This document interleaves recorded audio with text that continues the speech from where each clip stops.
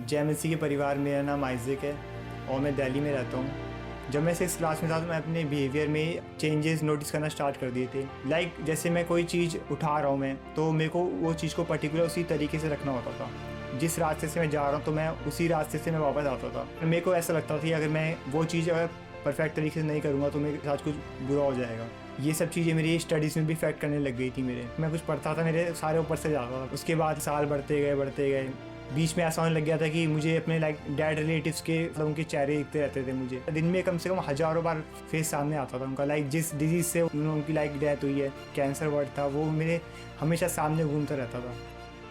2011 में मैंने एक मेडिसिन ले रहा था, तो उसको खाते हुए मेरे वो गले में अटक गई थी। तो उस समय से मेरे को एक चोकिंग फोबिया भी डेवलप हो गया। उसकी वजह से मेरी डाइट भी थोड़ी बहुत कम हो गई थी। 2013 में आई लॉस्ट माई फादर। उसकी वजह से सिचुएशन हद से ज़्यादा वर्स्ट हो गई। उस समय मैं OCD से सफ़र कर रहा था। मैं उस समय मैं फियर ऑफ डेथ से सफ़र कर रहा था एंड मेरा चोकिंग फोबिया भी साथ साथ चल रहा था। और मेरे को ऐसा भी होता था बीच में कि ये महीना मेरा लास्ट है, ये ईस्टर मेरा लास्ट होगा, ये क्रिसमस मेरा लास्ट होगा।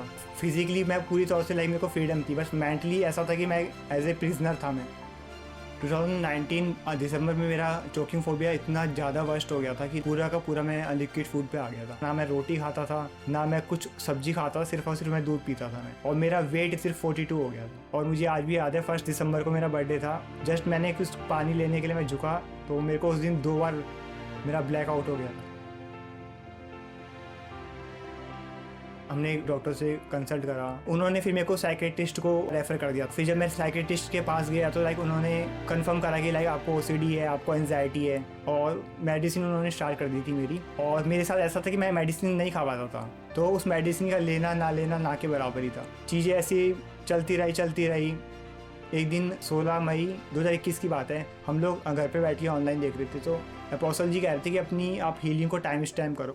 And we want you to time stamp your healing. We want you to look at the time, and in this time when we pray for you, you say, I receive my healing. You write down that time and you stand bold on that truth that by his stripes I am healed. जी आज भी याद है, उस समय 2:33 हो रहे थे, तो मैंने उस समय अपनी हीलिंग को टाइम स्टैम्प कर लिया था। एंड अपोस्टल जी बोलते थे कि अगर कोई बीमार है, कोई बिस्तर पे है, तो लोग अपने आप को चलता हुआ देखे। तो वैसे ही मैंने सेम अपने आप को इमेजिन करना स्टार्ट कर दिया था। मैं अपने आप को देखता था, मैं हर सॉलिड फूड खाना स्टार्ट कर दिया है मैंने अपने आप को। वेट बढ़ चुका है मेरा। फिर मैंने अपने वेट में बहुत ड्रास्टिक चेंज देखना स्टार्ट कर दिया। एक टाइम पे मेरा वेट 42 था, और जब जाके चेक कराया तो मेरा वेट उस समय 55 हो चुका था।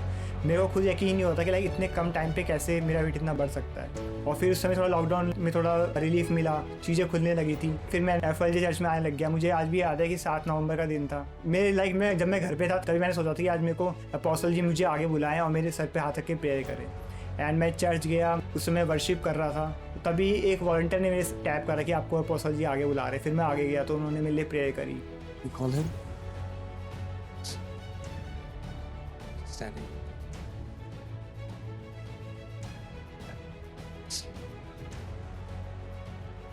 Holy Spirit, let your power come on him right now. Be free. Yes, take it. जब अपोस्टल जी प्रेयर कर रहे थे तो मैंने प्रभु की सामर्थ महसूस करी। लिटरली मैं पूरा शेक होने लग गया था उस समय। उस दिन के बाद से मेरे लाइफ का फियर ऑफ डेथ बिल्कुल चले गया, और कोई OCD के जो थॉट्स आने सारे बंद हो गए। फिर मैंने सारे सॉलिड फूड खाना स्टार्ट कर दिए। फिर मेरा वेट भी इंक्रीज़ हो गया। एंड मोस्ट इम्पॉर्टेंट, जब मैं FLJ में आया, मुझे वो पिता के प्रेम के बारे में नहीं पता था। मैंने एक पिता के प्रेम को जाना। मैं परमेश्वर का बहुत बहुत धन्यवाद करता हूँ कि परमेश्वर ने मुझे 16 साल के OCD से छुड़ाया, मुझे फियर ऑफ डेथ से छुड़ाया, एंजाइटी से छुड़ाया, डिप्रेशन से छुड़ाया। बट अब मैं खुल के जी पा रहा हूँ। अब मुझे पता है कि कोई सिकनेस मेरा भाग नहीं है, मैं इतने ईजिली तो नहीं जाने वाला। अब मैं एज ए टेस्टमी टीम में वर्क करता हूँ। मैं लोगों के जीवन में जो परमेश्वर ने उनको चंगाइयाँ दी हैं बीमारियों से, उसी पे हम काम करते हैं। एंड जो बीमारी के वर्ड से आप मुझे बिल्कुल भी इफेक्ट नहीं करते हैं। मैं प्रभु यीशु मसीह का बहुत बहुत धन्यवाद देता हूँ, एंड अपने आत्मिक पिता का भी बहुत बहुत धन्यवाद देता हूँ कि उनकी टीचिंग की वजह से जो मैं बंधनों में पड़ा हुआ था, मैं उस बंधनों से आज़ाद हो पाया। जय मसीह के परिवार।